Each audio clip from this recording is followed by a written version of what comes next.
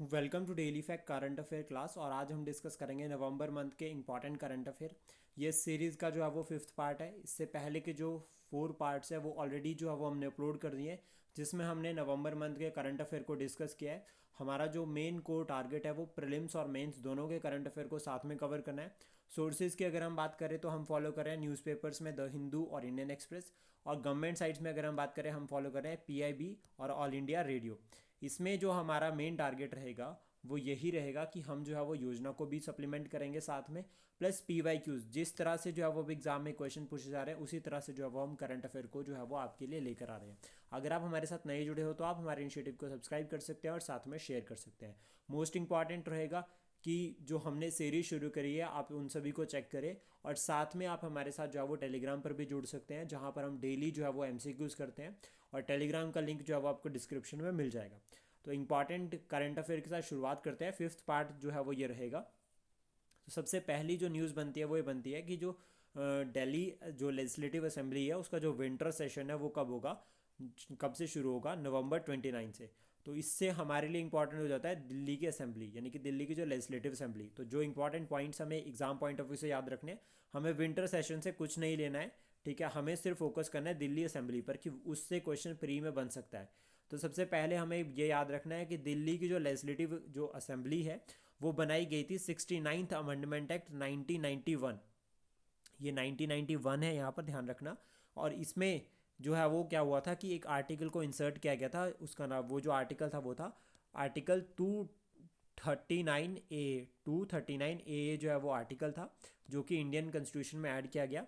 और इस आर्टिकल के थ्रू जो है वो स्पेशल स्टेटस जो है वो दिया गया था दिल्ली को, इम्पॉर्टेंट। और ये जो पूरा का पूरा स्टेटस और जो अमेंडमेंट हुई ये किसकी रिकमेंडेशन पर हुई थी, एस बालाकृष्ण कमेटी। ये एस बालाकृष्ण कमेटी थी जिसकी रिकमेंडेशन पर जो है वो ये अमेंडमेंट हुई और स्पेशल स्टेटस जो है वो दिल्ली को दिया। देन उसके बाद यहाँ पर ये कहा गया कि जो एनसीटी है यानी कि नेशनल कैपिटल टेरिटरी है of Delhi will be will have an administrative and, मतलब यहाँ पर क्या होगा, एक एडमिनिस्ट्रेटर या एडमिनिस्ट्रेटिव बॉडी होगी, और साथ में जो है वो लेजिस्लेटिव असेंबली होगी। और यहाँ पर जो एडमिनिस्ट्रेटर होगा उसको कहते हैं एलजी, और एलजी जो है वो एक तरह से जो है वो एलजी को एडवाइस करने के लिए जो है वो ये लेजिस्लेटिव असेंबली जो है वो बनाई गई। देन उसके बाद नेक्स्ट जो टॉपिक है वो है इंदिरा गांधी पीस प्राइज़ 2023 के लिए। ये दो पर्सनैलिटीज़ इनको जॉइंटली मिला है। तो पहले जो नाम है पर्सनैलिटी का वो है डेनियल बेरेनबोएम, और सेकंड है अली अबू। ये दोनों पर्सनैलिटीज़ को जॉइंटली मिला है। ₹25 लाख जो है वो इसमें जो है वो प्राइज़ मनी है। और इस प्राइज़ की अगर हम बात करें तो शुरुआत की गई थी 1986 में। और इम्पॉर्टेंट है कि ये जो है वो हमारे फॉर्मर प्राइम मिनिस्टर थे इंदिरा गांधी जी, उनके एक उनके रिगार्डिंग जो है वो एक मेमोरियल ट्रस्ट है। उन मतलब जो फॉर्मर पीएम थे उनको ऑनर करने के लिए जो है वो ये इंदिरा गांधी मेमोरियल ट्रस्ट जो है वो ये प्राइज़ जो देता है, इंपॉर्टेंट। देन यहाँ पर 25 लैक्स जो है वो प्राइज़ मनी है, और इसमें थ्री कैटेगरीज को इंक्लूड किया गया है जिस जिस फील्ड में दिया जा सकता है। तो सबसे पहला पीस, उसके बाद डिसआर्ममेंट, और थर्ड है डेवलपमेंट। ये तीन इंपॉर्टेंट जो है वो कैटेगरीज है जिसके बेसिस पर जो है वो ये प्राइज़ जो है वो दिया जाता है। अब इंपॉर्टेंट है कि किस किस को ये प्राइज़ मिल चुका है, ये एग्ज़ाम के लिए इंपॉर्टेंट रहेगा। तो सबसे पहले याद रखना कि 2022 में जो है वो Indian medical association and the trend nurses association of India इनको मिल रखा है। देन 2021 में अगर हम बात करें तो प्रथम एनजीओ को मिला था। 2020 में जो है वो सर डेविड एटनबरो को मिला था। और 2018 में अगर हम बात करें तो centre for science and environment को मिला था। 2017 में जो हमारे former prime minister Manmohan Singh ji को मिला था। देन 2015 में अगर हम बात करें तो UN high commissioner for refugees को मिला है। 2014 में अगर हम बात करें तो इसरो को मिला है। 2009 में अगर हम बात करें तो शेख हसीना जो आजकल जो है वो भारत में है, बांग्लादेश को छोड़कर आ गए हैं, ये भी भारत में है। 1999 में यानी कि 1999 में जो है वो एम एस स्वामीनाथन जी को मिला था। 1998 में मिला था मोहम्मद यूनुस, ये अभी स्टिल जो है वो बांग्लादेश में एक्टिव है। और 1991 में राजीव गांधी को। तो ये इंपॉर्टेंट नाम है अभी, क्योंकि देखो शेख हसीना जी भी न्यूज़ में है, मोहम्मद यूनुस भी न्यूज़ में है, ग्रामीण बैंक का डेवलपर है ये, स्पेशली इन बांग्लादेश। 2014 में इसरो को मिल रखा है, ये भी न्यूज़ में है। और एम एस स्वामीनाथन जी की अभी कुछ टाइम पहले डेथ हुई थी, तो इसलिए ये भी इंपॉर्टेंट आता है। तो मैच द फॉलोइंग में ये पूछा जा सकता है अब, तो इसलिए इसको हम पढ़ सकते हैं, लर्न कर सकते हैं। देन उसके बाद नेक्स्ट है जीएसटी काउंसिल के regarding, GST council to decide on tax cut on EV batteries. अभी यहाँ पर हमारे लिए इंपॉर्टेंट है कि ये न्यूज़ तो चलो ठीक है, मतलब एक तरह से जीएसटी काउंसिल का इनिशिएटिव है, रिकमेंडेशन है, तो हमारे लिए इंपॉर्टेंट हो जाती है जीएसटी काउंसिल। तो याद रखना सबसे पहले तो ये क्या है, कॉन्स्टिट्यूशनल बॉडी है, दैट मीन्स इसका कोई आर्टिकल है संविधान के अंडर। वो आर्टिकल है आर्टिकल 279A। 101 अमेंडमेंट एक्ट हुआ था, ठीक है, उसके थ्रू जो है वो जीएसटी भी जो है वो इंट्रोड्यूस किया गया, प्लस साथ में काउंसिल बनाई गई। इसका जो चेयरमैन होता है वो होता है फाइनेंस मिनिस्टर, और मेंबर्स इसमें इंक्लूड होते हैं। तो सबसे पहले union minister of state in charge revenue और फाइनेंस। सेकंड जो है वो state minister, state finance ministers या नॉमिनेटेड जो होते हैं वो यहाँ पर पार्टिसिपेट करते हैं। डिसीजन जो है वो यहाँ पर वोटिंग के थ्रू लिया जाता है, जिसमें मेजॉरिटी वोट को फॉलो किया जाता है। जीएसटी टैक्स स्लैब्स की अगर हम बात करें तो टोटल 5 है, जिसमें 0%, 5%, 12%, 18% और 28%। ये डायरेक्ट एग्जाम में क्वेश्चन पूछा जा सकता है प्री में कि कितने जो है वो जीएसटी में टैक्स स्लैब्स है और कौन कौन से है, कौन सा नहीं है, इस तरह से पूछा जा सकता है। देन उसके बाद नेक्स्ट है, India's vision for free open maritime network is finding resonance across the world. ये जो है वो हमारे जो प्राइम मिनिस्टर है उन्होंने कहा है, तो इसके रिगार्डिंग जो है वो हमें कुछ की टॉपिक्स को पढ़ना है जो हमें एग्जाम के लिए इंपॉर्टेंट रहेंगे। तो सबसे पहला तो यही रहता है कि मैरीटाइम जो है वो मेन पॉइंट्स कौन कौन से आते हैं। तो इंडिया का विज़न है जो वो क्या है, क्लियर है कि हमें फ्री और एक ओपन मैरीटाइम नेटवर्क को जो है वो बनाना है, जिसमें जो है वो हमें ग्लोबल की जो है वो पार्टिसिपेशन भी चाहिए, मतलब ग्लोबल रिकोगनीशन भी चाहिए। देन उसके बाद यहाँ पर है कि रिच मैरीटाइम सोर्सेज है हमारे पास, जिसमें हमारा जो मेन फोकस है वो मैरीटाइम हेरिटेज और ट्रेडिशंस को एक साथ प्रमोट करना है, ताकि हम सभी को जो है वो इंस्पायर करें और सबके लिए एक तरह से जो है वो इंस्पिरेशन भी बने, मतलब सोर्स ऑफ इंस्पिरेशन रहेगा। देन उसके बाद नेक्स्ट है, पीएम ने भी यहाँ पर कुछ पॉइंट्स को हाईलाइट किया साथ में। तो सबसे पहला तो यही बताया कि इंडिया के एफर्ट्स है to promote infrastructural development and last mile connectivity, ये भी जो है वो हमारा कोर टारगेट है। देन उसके बाद सागर मंथन एक इनिशिएटिव है जो कि इंडियन गवर्नमेंट ने लॉन्च किया था, ग्रेट ओशियन के रिगार्डिंग है ये, मतलब एक तरह से एक डायलॉग है जो कि ऑर्गेनाइज किया था इंडियन गवर्नमेंट ने, और ministry of port and shipping ने जो है वो इसको ऑर्गेनाइज किया था। इसमें जो मेन टारगेट है वो ये है कि हमें जो है वो कॉपरेशन और कोऑर्डिनेशन के जो हमारा कॉपरेशन और कोऑर्डिनेशन का जो टारगेट है उसको प्रमोट करना है, specially with respect to the Indian Ocean region. तो इंडियन गवर्नमेंट के की टारगेट्स अगर हम बात करें यहाँ पे क्या है, तो सबसे पहला security and peace in the Indo Pacific region, ये हमारा टारगेट है। ओवरऑल डेवलपमेंट को हमें प्रमोट करना है, वेलफेयर ऑफ ऑल, हमारा ऐसा नहीं है कि हमारे ही देश का विकास हो, हमारा टारगेट है कि सभी का जो है वो एक साथ विकास होना चाहिए। और साथ में जो है वो एक टारगेट और भी रहता है कि डेवलपमेंट हो लेकिन कल्चर को भी प्रमोट करना और ट्रेडिशंस को भी प्रमोट करना, ये जो है वो एक कोर जो है वो टारगेट रहता है। देन उसके बाद जो नेक्स्ट है, इसमें ही एक इंपॉर्टेंट आता है, वो आता है India and Italy to negotiate defence industrial road map, focus on the maritime sector.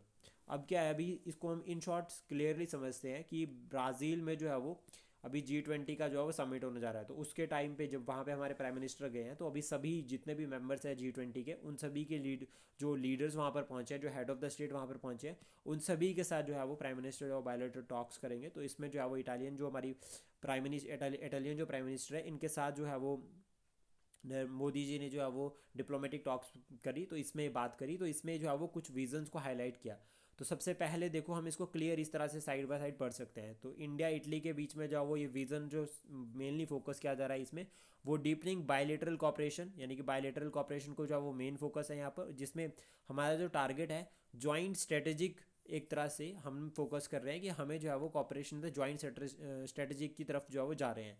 और इसमें हमने जो है वो एक एक्शन प्लान भी बनाया है, मतलब जॉइंट स्ट्रेटेजिक एक्शन प्लान हमारा रहेगा 2025 से लेकर 2029 तक। ऐसा जो है वो कोई ना कोई जो है वो यहाँ पर जो है हिंट मिल रहा है अभी। इसमें हम स्पेस पर फोकस करेंगे, डिफेंस पे फोकस करेंगे, ट्रेड पे फोकस करेंगे और एनर्जी पे। ये चार जो है वो कोर इंपॉर्टेंट सेक्टर रहेंगे हमारा इटली के साथ। बायलेटरल रिलेशंस की अगर हम बात करें कि इटली और इंडिया के बीच में शुरुआत कब से हुई थी, 1947 में, जब भारत आज़ाद हुआ उसके बाद। देन उसके बाद 2020 में एक वर्चुअल जो है वो समिट हुआ था, जिसमें जो हमने टारगेट किया था, या जिसमें जो है हमने 2020 से लेकर 2025 तक का, यानी कि 5 साल का जो है वो एक्शन प्लान बनाया है। और अभी हमने अगेन जो है वो 2025 से लेकर 29 तक का जो है वो एक्शन प्लान दोबारा से जो है वो बनाने की कोशिश की है, ऐसा हिंट जो है वो यहाँ पर आता है। देन उसके बाद नेक्स्ट है बायलेटरल ट्रेड की अगर हम बात करें 2023 में, तो अप्रॉक्सीमेटली ये हम लिख सकते हैं इसको यूरो 14.34 बिलियन। और इसमें जो एक्सपोर्ट की अगर हम बात करें तो यूरो 9.16 बिलियन जो है वो हमारा इटली के लिए है, और इंपोर्ट की अगर हम बात करें तो यूरो 5.18 बिलियन। अब यहाँ पर हमें ये क्लियर पता चलता है कि हमारी जो इटली के साथ जो ट्रेड है वो क्या है, सरप्लस है। जब हमारी ट्रेड सरप्लस है तो ये हमारे लिए अपॉर्चुनिटी है कि हम और ट्रेड जो है एक्सपोर्ट को जो है वो बूस्ट कर सकते हैं। उसके बाद इटली जो है वो Italy is India's fourth largest trading partner in European union. European union में कितने मेंबर है, इसका आंसर आपको कमेंट बॉक्स में बताना है, ये इंपॉर्टेंट रहेगा बहुत एग्जाम पॉइंट ऑफ व्यू से। देन उसके बाद फोर्थ लार्जेस्ट की अगर हम बात करें तो फर्स्ट कौन है, जर्मनी, सेकंड है बेल्जियम, थर्ड है नीदरलैंड। ये तीनों को भी हम याद रख सकते हैं और इससे हमें एक पॉइंट और क्लियर होता है कि जर्मनी जो है वो लार्जेस्ट ट्रेडिंग पार्टनर है इंडिया का। देन उसके बाद इटली जो है वो 18th लार्जेस्ट पार्टनर है एंड मतलब सॉरी इटली जो है वो 18th लार्जेस्ट फॉरेन इन्वेस्टर है भारत में। उसके बाद मैप बेस्ड भी हम इटली को पढ़ सकते हैं क्योंकि क्वेश्चन एग्जाम में बन सकता है इटली के रिगार्डिंग, तो ये भी एक और पॉइंट रहता है। तो इसमें हम सबसे पहले तो देख सकते हैं लोकेशन, तो स्विट्ज़रलैंड, फ्रांस और ऑस्ट्रिया और सोल्वेनिया इनके साथ जो है वो बॉर्डर शेयर करता है। देन उसके बाद इसको इटालियन पेनिसुला भी एक तरह से कहा जाता है। मेडिटेरियन सी है यहाँ पर, और उसके बाद मेडिटेरियन सी के जो वो सब पार्ट्स आते हैं, सब ट्रीज है, लाइक एड्रियाटिक सी, और ऊपर यहाँ पर आ गया ट्रेडियन सी। तो ये इंपॉर्टेंट रहता है, ये हमें जो है वो एक बार एक तरह से याद भी रखना है। इवन अगर हम बात करें मेडिटेरियन सी को लेकर तो क्वेश्चन काफ़ी बार एग्जाम में बन जाते हैं, और इसके रिगार्डिंग बन भी रखा है टर्की को लेकर। Turkey is located between Mediterranean sea and Caspian sea, तो इस तरह से क्वेश्चन एग्जाम में बन सकता है, तो हमें एक बहुत जो है वो अच्छे से फोकस करना है। उसके बाद हम मैप पॉइंट ऑफ व्यू से एक पॉइंट और समझे तो फ्रांस के साथ इधर बॉर्डर शेयर कर रहा है स्विट्जरलैंड, ऊपर जर्मनी है, यहाँ नीचे फ्रांस है, और स्विट्जरलैंड भी नीचे है, इस तरह से याद रखना। ऑस्ट्रिया भी जो है वो जर्मनी के नीचे आ रहा है, हंगरी भी इधर से आ रहा है, तो ये इससे भी क्लियर होता है, डायरेक्शन बेस्ड क्वेश्चन अगर आते हैं तो हम उसको कवर कर सकते हैं। देन उसके बाद नेक्स्ट जो है, नेक्स्ट जो टॉपिक आता है वो होता है, इसी में ही क्लियर करेंगे मैरीटाइम विजन को पूरा आगे। इंडियाज़ मैरीटाइम विजन फॉर 2047, यानी कि 2047 तक हमने ये टारगेट रखा है कि भारत को जो टॉप मैरीटाइम नेशन बनना है, जिसमें हमारा जो फोकस है वो पोर्ट्स के ऊपर है, कार्गो के ऊपर है, शिप ऑनरशिप और साथ में शिप बिल्डिंग और रिफॉर्म्स। ये जो है वो हमारा कोर एरिया है जिस पर हम फोकस कर रहे हैं। चैलेंजेस की अगर हम बात करें कि क्या क्या चैलेंजेस है बेस्टिल, ये आपको मेंस आंसर राइटिंग के लिए हेल्प कर सकता है, तो आप इसको एज इट इज़ जो है वो नोट कर सकते हैं। तो सबसे पहला जो चैलेंज आता है वो आता है competition from the China. China के साथ जो है वो हमारा कंपटीशन, यानी कि BRI belt and road initiative जो है वो चाइना का, वो कहीं ना कहीं हमारे लिए चैलेंजिंग है, क्योंकि चाइना इसके थ्रू जो है वो डोमिनेट कर रहा है इंडो पैसिफिक रीजन या फिर इंडियन ओशन में, तो ये हमारे लिए कंसर्न है।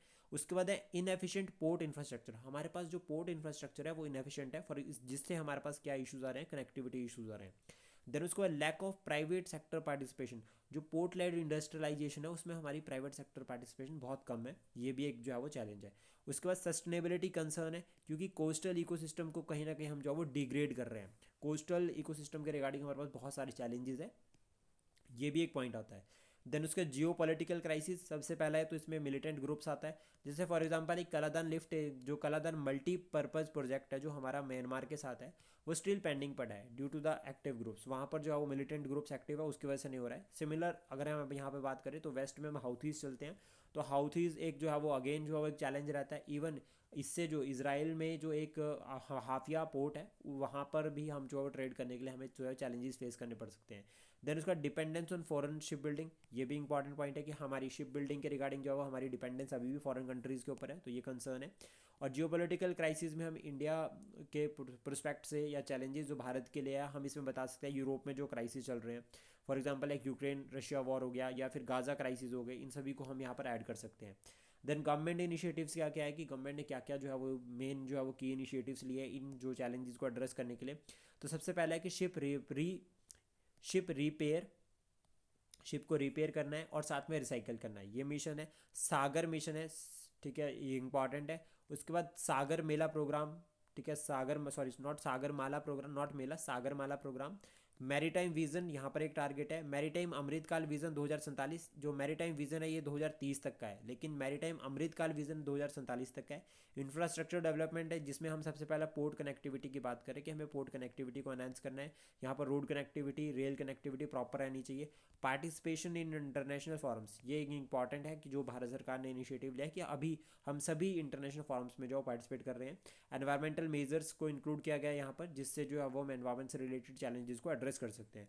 और साथ में डीप ओशन मिशन, जिसके लिए हमने मत्स्य 6000 को भी जो है वो डीप ओशन मिशन में छोड़ा था, ताकि हम इंडियन ओशन को एक्सप्लोर कर सकें, ये भी जो है वो एक कोर टारगेट है। उसके बाद नेक्स्ट वे फॉरवर्ड्स की अगर हम बात करें कि क्या जो है वो हमारी तरफ से सुजेशन रह सकते हैं, तो सबसे पहले हमें प्राइवेट जो इन्वेस्टमेंट है specially in port development and management, इसको जो है बूस्ट करना चाहिए, एनहांस करना चाहिए। उसके बाद प्रमोशन करनी चाहिए पोर्ट लेड इंडस्ट्रियलाइजेशन की तरफ। साथ में हमें फोकस करना चाहिए मल्टीलेटरल मैरीटाइम कॉपरेशन की तरफ। लोकल कम्युनिटी को भी हमें एंगेज करना चाहिए ताकि हम एनवायरनमेंट को भी प्रोटेक्ट करें और लोकल जो रीजन है उसकी वहाँ पर भी जो है वो ग्रोथ एंड डेवलपमेंट हो, ये इंपॉर्टेंट जो है वो हमारा इनिशिएटिव रह सकता है। प्लस साथ में हम क्या कर सकते हैं, एनवायरमेंट और इकोलॉजिकल फैक्टर को भी ध्यान रख सकते हैं, यानी कि हमें डेवलपमेंट करनी है लेकिन बैलेंस्ड अप्रोच के साथ इन अ सस्टेनेबल वे, ताकि हमारे जो SDGs है जिसको अचीव करने का जो हमारा टारगेट है वो 2030 तक है, हम इसको भी अचीव कर सकें। टोटल यहाँ पर 17 टारगेट्स है और 17 गोल्स है और 169 जो है वो टारगेट्स है SDGs के अंडर। देन उसके बाद नेक्स्ट जो टॉपिक है वो है जनजातीय गौरव दिवस। ये जो है वो 15 नवंबर को जो है वो ऑब्जर्व किया जाता है, सेलिब्रेट किया जाता है। देन उसका नेक्स्ट टॉपिक है, छोटा सा टॉपिक है लेकिन बहुत इंपॉर्टेंट होता है, वो होता है सिकल सेल इरेडिकेशन।